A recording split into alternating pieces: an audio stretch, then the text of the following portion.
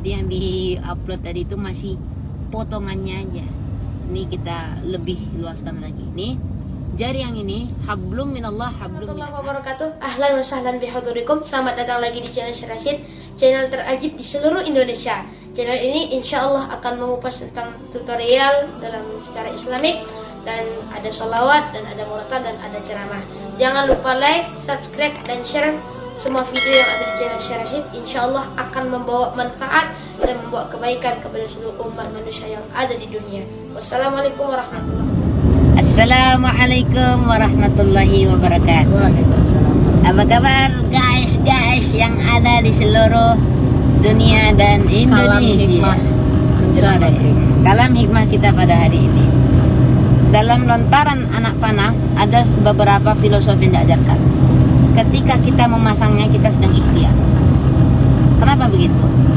Karena nggak mungkin kita nyuruh orang yang masangin, pasti kita yang masang. Kita berusaha supaya anak panah itu tepat kepada sasarannya.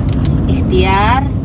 Nah, saat kita mulai menariknya, ingat Allah, tawakal 'alallah, dan juga menyatakan diri kita ini bahwa bukan aku yang menetapkan ke target tersebut, tapi Allah. Aku tuh cuma tukang lempar aja. Ketika narik, ikhtiar, knocking ikhtiar, memasang ikhtiar, menariknya tawakal, dan melepasnya adalah ridho. Itu tiga filosofi dalam ajaran panah. Itu yang harus betul-betul dipegang. Kenapa banyak orang olahraga panahan? Karena kalau dalam ilmu sufinya, ilmu hati, ilmu kulub biasanya, itulah yang diajarkan. Tawakal kita diuji, ikhtiar kita diuji, ridho kita. Memang kalau Umi ngucap ridho gampang kan? Gampang. Tapi dalam hati kita belum tentu ridho. Man lam yardha biqada'i man lam yardha biqada'i wa lam yasbir ala bala'i falyaltamis rabban siwa. Barang siapa yang tidak ridho dengan ketentuanku dan tidak sabar atas ujian yang aku berikan kepadanya, baik dia cari Tuhan selain aku saja, kata Allah. Nah, itu yang diajarkan dalam panahan.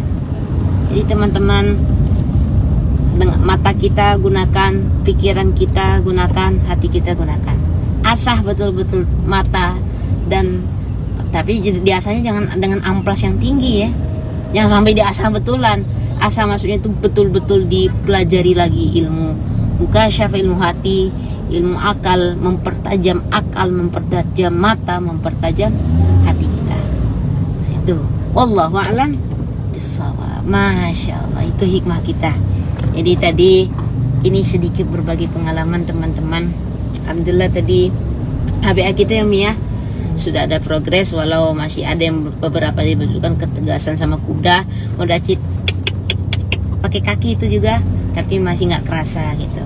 Maklum ya, namanya masih pemula gitu, masih noob, istilah kurang awaknya, masih noob gitu ya. Alhamdulillah lah, masih udah mulai ada peningkatan, sudah mulai ada apalah bahasa Inggris itu ya, udah ada stongnya gitu, dan naik gitu cara bermainnya. Alhamdulillah. Dan persiapan ini untuk November ada lomba tombak, pedang, dan panah. Doakan teman-teman semoga diberi kelancaran. Acit yang nunggu tuh Umi, kapan Umi bisa kayak Acit nanti ya? Mana udah bisa, walau tangan masih memar ya Umi ya. Ya Umi, pas narik, aduh sakit. Gak apa-apa, yang penting latihan guys. Yang megangnya jangan salah ya. Nah, megang yang betul, nah, pegang kuat-kuat. Istilahnya tuh kalau Rashid bawakan ke kehidupan, memegang amanah tadi, janji tadi. Kita kalau pegang panah itu kuat-kuat, insya Allah nggak akan lepas. Ini kita sama 3 jari ini, insya Allah nggak akan lepas. Seperti itulah janji. Kalau kita pegang kuat-kuat, ya Allah, sampai akhir expired janji tersebut, insya Allah aman kita. Allah akan memasukkan kita dalam golongan shadiqin, orang-orang yang jujur, orang-orang yang betul memegang janji. Masya Allah, ini ada kaitannya ini. Tadi yang di-upload tadi itu masih potongannya aja. Ini kita lebih luaskan lagi. Nih, jari yang ini hablum minallah hablum minannas. Ini gunanya untuk memegang si handle itu, dan ini untuk gunanya locking. Ketika kita masukin, nah ini untuk menahan. Nah itu janji itu, janji, semua itu janji. Nah ketika kita menarik itu berusaha untuk supaya janji itu terlaksana, janji itu amanah, janji itu ya, janji itu ya jangan sampai dihilang, diingkari, nah gitu, dilupa-lupai. Dia ngomong seperti ini, saya akan berjanji ini bla bla bla bla. Nah ketika dia sudah rofa, udah naik, dia tidak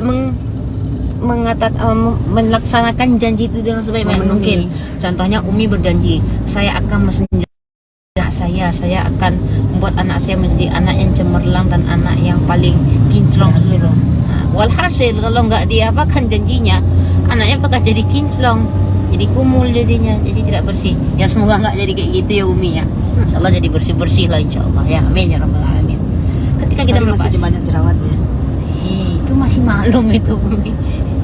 Namanya orang balik. Nah, nih ketika kita menarik, kita sedang berusaha betul-betul kita tarik sampai pipi. Itu kita berusaha agar janji itu tepat kepada ahlinya. Gini kan sedikit. Nih. Udah, nanti aja coba besok di apanya. Dan ini usahakan jangan sampai lepas, sampai pipi narik ini. Nah kenapa kita kalau ini menurut Rashid ya, kenapa kita katrah ini? Nah, itu kita ini menunjukkan inilah janji yang diberikan orang kepada ini. Nah, ketika pas sudah target anak panahnya, ini janjiku. Masya Allah, dalam hidup kita tuh banyak pelajaran sebenarnya. Afala ta'qilun, kenapa kita tidak mau mengambil pelajaran tersebut? Rashid kasih nasihat buat adik kakak yang suka banget game dari pagi sampai malam karena sekolah masih daring. Ayo Allah. Ini Kak, Acid pernah baca hadis ya. Setiap permainan ditarik ke sana dulu gitu. Ya. Setiap permainan itu sia-sia. Setiap permainan itu sia-sia. Kullu la'bin mal'ud. Setiap permainan itu sia-sia. Kecuali berkuda, berenang dan memanah. Coba ajak pelan-pelan adiknya. Kalau ya sebesar Acid insya Allah masih bisa diajak. Jangan dikasih handphone. Nah itu jangan dikasih handphone, nanti makin melunjak itu, makin naik dia. Kasihin punya sekedarnya aja ya, semenit dah. Semenit. Iya kan? Tidak. Jadi pernah Umi secara live di YouTube, cara orang tua mendidik anak, memfasilitasi dengan barang. Nah itu sangat-sangat. Dia adiknya Umi. Ya, tapi kan dari mana sih adiknya dapat kalau nggak dari orang tuanya? Iya juga sih. Nah ini kan Rashid kan sering tuh ada WA masuk, Assalamualaikum Syekh. Umi selalu jawab, Syekh Rashid tidak pegang handphone. Yang pegang handphone tuh Umi. Tapi ketika dia siar, baru Umi kasih. Ketika dia ada mau daring sekolah, baru Umi lepas. Tapi tidak sebebas anak-anak Ketika bisa misalnya membawa handphone ke sana kemari. Karena apa? Keras guys. Handphone itu kalau kita tidak pandai-pandai menyikapinya, aduh itu alatnya sangat merusak sekali kepada anak-anak. Karena di situ tanpa batas. Udah pernah Umi kasih tahu di situ. Dan satu lagi di rumah juga Umi tidak punya TV. Bukan nggak sanggup beli TV, sanggup aja. Tapi memang nggak mau punya TV karena Umi banyak hal yang setelah Umi hijrah ya, banyak hal yang bertentangan dengan apa yang Umi jalani dan apa yang Umi lihat. Nah, jadi ya itulah kembali ke orang tua sebenarnya.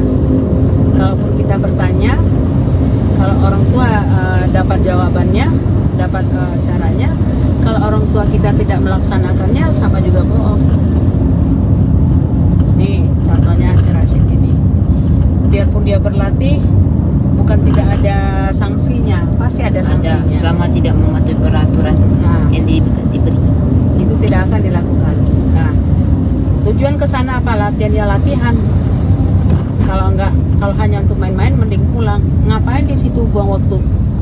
Karena waktu itu dari sekian detik waktu itu tuh sangat berharga sekali. Nah itu Umi, daripada buang-buang waktu di situ kan mending murojaah di rumah, mengingat kembali hafalannya. Itu Umi.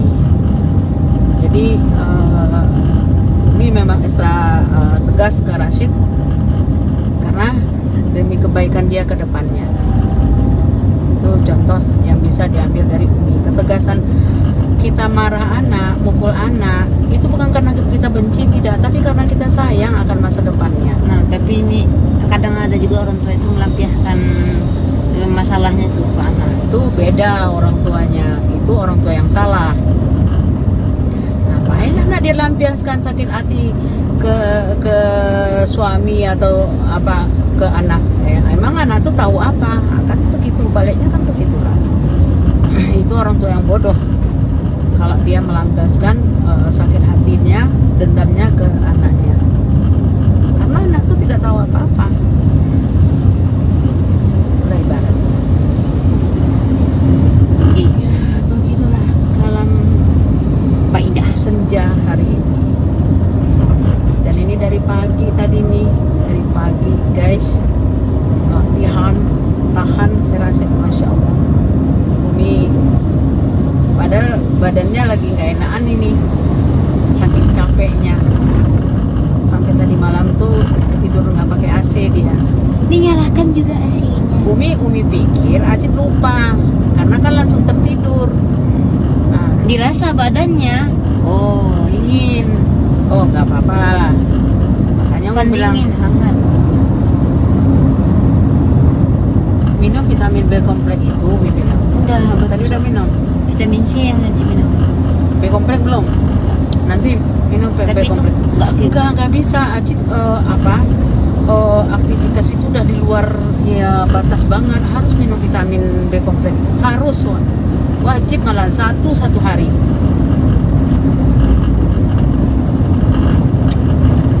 Dalam kondisi letih, terus minum es. Tadi minum air es ya? Enggak. Jangan pernah minum air es lagi.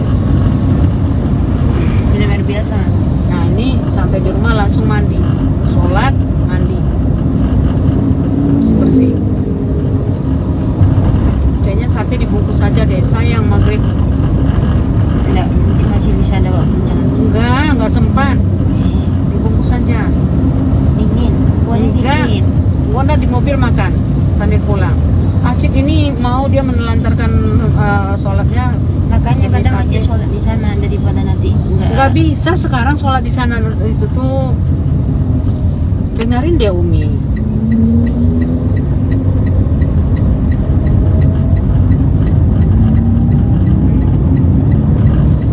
Oke, guys, cukup sekian dulu kalam senja kita karena sudah maghrib.